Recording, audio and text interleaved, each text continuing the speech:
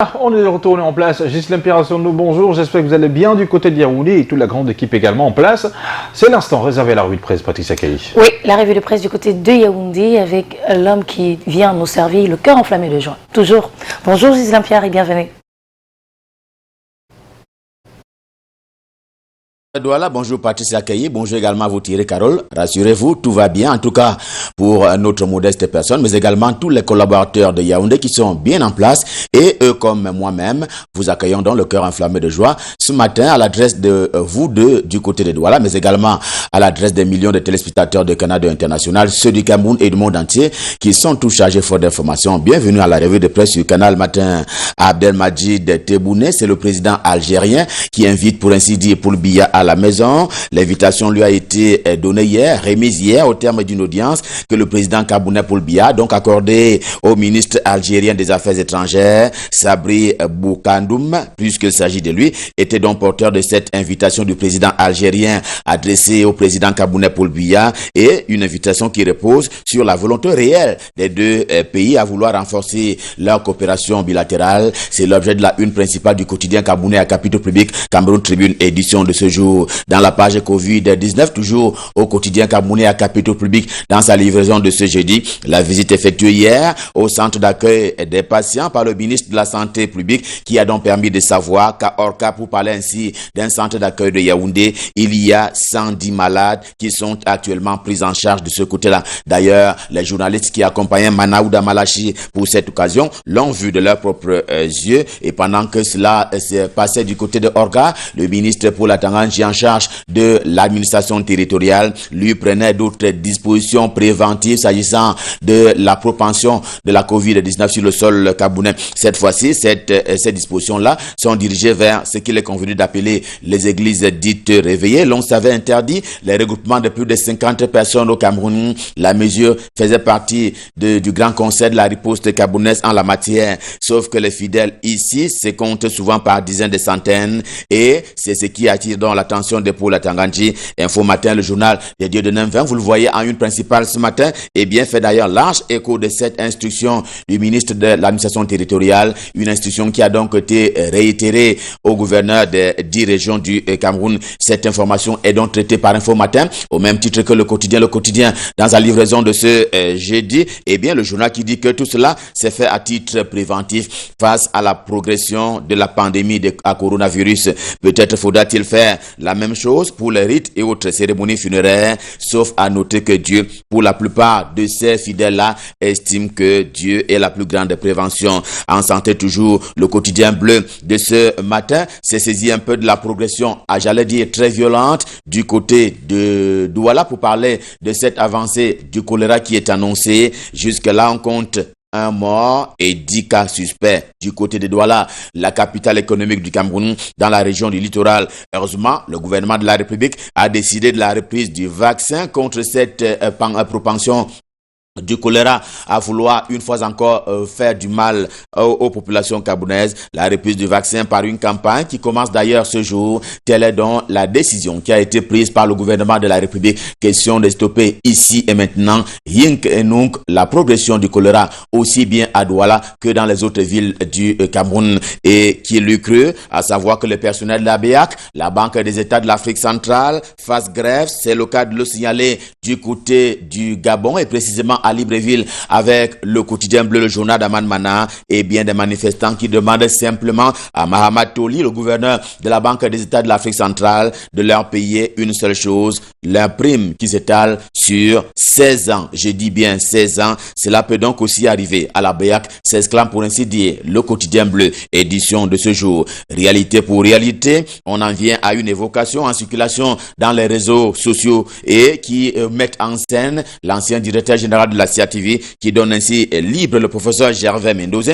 Le journal dit avoir puisé à bonne source et je le cite: Paul Biya a demandé d'arrêter les poursuites contre le professeur Gervais Mendoza.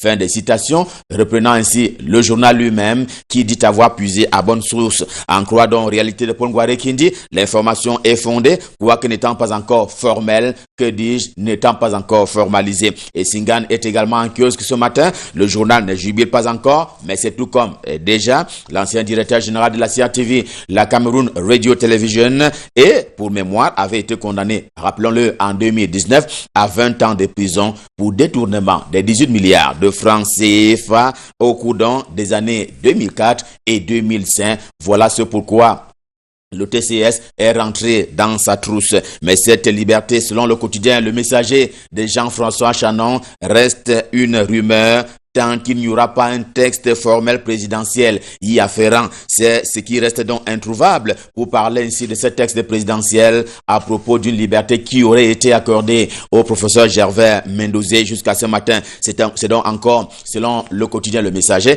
une rumeur qui alimente les réseaux sociaux. Le quotidien Mutation de Gab, Georges Alain Boyomo, également en kiosque ce jour, parle d'une vraie polémique sur ce que Paul Biya ait décidé ou pas de sa liberté en vertu de la grâce présidentielle. Le professeur Gervais Mendozé a été admis depuis quelques semaines maintenant aux soins intensifs du côté de l'hôpital central de Yaoundé et il est devenu urgent de ne pas attendre son évacuation sanitaire, conclut ainsi le quotidien Mutation dans sa livraison du jour. La sécurité sanitaire qui menace désormais la sécurité alimentaire au Cameroun. On savait rare et plus cher le maquereau hier. Maintenant, c'est au tour du poulet de devenir lui aussi plus coûteux et dispendieux sur le marché camerounais. L'animal qui valait 2500 francs CFA il y a quelques semaines encore est passé à 4000 selon les marchés et les humeurs des commerçants qui accusent pour ainsi dire la pandémie à coronavirus d'être donc à l'origine de cette hausse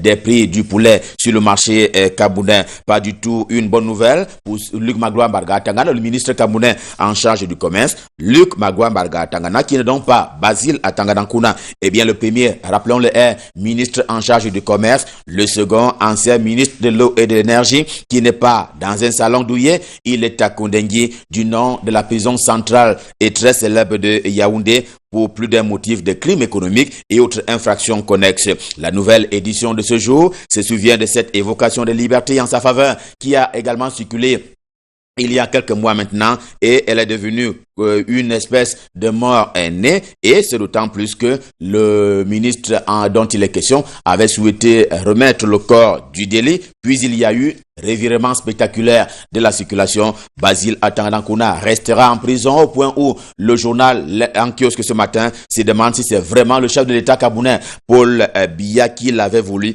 et si oui, pourquoi cela a-t-il été bloqué, s'interroge ainsi la nouvelle en kiosque. Et en tout état de cause, il s'agit d'une affaire de palais, le palais présidentiel et le palais du redoutable TCS, le tribunal criminel spécial qui n'échappe pas à Paul Biya. Paul Biya que la revue du Patriote cherche vainement sur la terre européenne. Cela fait 2 ans en effet que le chef de l'État camerounais Paul Biya n'est pas allé en court séjour privé du côté de l'Europe et précisément sur le vieux continent et à Continental Hotel du côté de Genève en Suisse. Eh bien, les détracteurs de Paul Biya disent réduit ses voyages présidentiels eu égard aux velléités de la base, la brigade anti-Sardina. Les affidés, eux, parlent d'un temps pour rester à la maison entre Etoudi et Mvomeka et produire réellement le travail qui est attendu du président camerounais. Hot News est également en kiosque. L'hebdomadaire en est à célébrer les actes historiques du chef de l'État camerounais Paul Biya au rang des actions de sa solidarité agissante.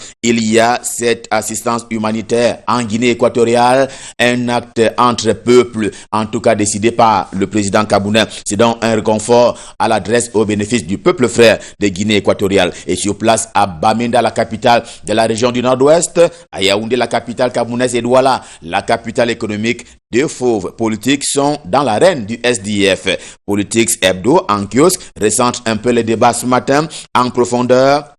Jean-Michel Nietzsche défend la ligne tendue d'une opposition emblématique et charismatique du SDF, le Social Democratic Front. Vu sous cet angle-là, eh bien, le régional du SDF pour le littoral accuse le premier vice-président et député Joshua aussi de rapprochement hier comme aujourd'hui avec le régime de Yaoundé, d'où donc la paume de discorde. Et au bout, rappelons-le parce qu'il s'agit bien d'un enjeu qui se profile à l'horizon, à savoir l'élection du président du SDF Qui va donc succéder au charismatique Nidjon Nfundi? Voilà ce pourquoi le journal table là-dessus ce matin afin que nul n'en ignore. Eh bien, il soutient le soutien que Galax Etoga apporte à la prévention et même à la sécurité routière. Le secrétaire d'État auprès du ministre délégué à la présidence de la République chargé de la défense, précisément chargé de la gendarmerie, Galax Etoga, qui fait donc l'objet de la une principale de New Star, lui aussi en kiosque ce matin, et pour cause, il a évoqué très récemment encore, face aux députés et donc aux parlementaires, quels ont été les faits marquants de cet accompagnement aux côtés du ministère en charge des transports face aux députés. Donc, cet exercice a eu lieu et le compte rendu est donc proposé par le journal New Star. Et à propos des députés, les députés qui sont encore en deuil depuis hier. Ils sont en deuil parce que le plus jeune d'entre eux s'en est allé, le plus jeune de cette mandature, pour parler ainsi du prince Gilbert Mikoti, qui est donc décédé à l'âge de 33 ans, dépose en kiosque ce matin, lui rend un vibrant hommage. Il fait donc partie de ces députés de la mandature actuelle et il n'avait que 33 ans. Il était parlementaire député de la circonscription de la Bumba Ngokon. Nous sommes là dans la région de l'Est. Le soleil levant du Cameroun et c'est donc éteint hier ici même à Yaoundé. C'était donc à l'hôpital général. On va terminer par le journal de la place du Carrefour Iptek à Yaoundé dans la capitale camerounaise. Diapason, le journal de François Mboké de ce jeudi qui s'apaisantit sur les efforts du gouvernement de la République conjugués à ceux des usagers de la route pour réduire le nombre d'accidents et au centre de préoccupation des députés, il y a bien entendu le permis de conduire, car 35%, tel est d'ailleurs le pourcentage des causes liées à l'excès de vitesse sur nos accès routiers. On peut donc comprendre pourquoi il y a eu toute cette batterie de mesures pour sensibiliser et réduire la vitesse sur nos accès routiers, mesures qui ont été prises pour s'assurer de leur respect par le ministre Jean-Ernest Massena Ngalaye Bébé, qui est donc le patron des transports du Cameroun. Revue de presse Made in Cameroun, effectivement, édition de ce jeudi Stop Fin. Évidemment que c'est le cœur enflammé de joie que nous vous avons servi à l'occasion de l'avant-dernier rendez-vous de la semaine, puisque le dernier c'est demain. Eh bien, nous vous disons merci d'avoir suivi. Prenons donc ce rendez-vous pour demain quand il sera 7h. Et j'aime à le dire, nous serons dans la même disposition et même prédisposition. Question de vous servir. Telle est d'ailleurs notre raison d'être. Eux aussi, ils ont la même raison d'être du côté de Douala, la capitale économique du Cameroun. Je leur ai pris le pouvoir, le temps de la revue de presse. Je m'en vais le leur remettre pour la suite et la fin de Canal Matin. Il s'agit de Patricia Keye et Thierry Carole qui sont en bonne place à Douala. C'est à vous à Douala. Merci Gilles Persono et d'ailleurs on profite de l'occasion pour faire un coucou à tous nos amis qui nous regardent du côté du département du Fako. Oui, et dans le département du Fako là-bas, on va faire un coucou au commandant de compagnie, monsieur Efat Joël, qui est le commandant de compagnie du Fako ce matin, avec tous nos amis de Limbe, de Mouyouka, de Manfé, de Kumba. Nous sommes de tout cœur avec vous et nous passons le bonjour sympathique de la grande famille de Canal Matin. Oui. Gros bisous et un coucou sympathique de la part de la famille de Canal Matin. D'accord. Allons. Comme il l'a dit. On y va pour la pub. Place aux lanceurs.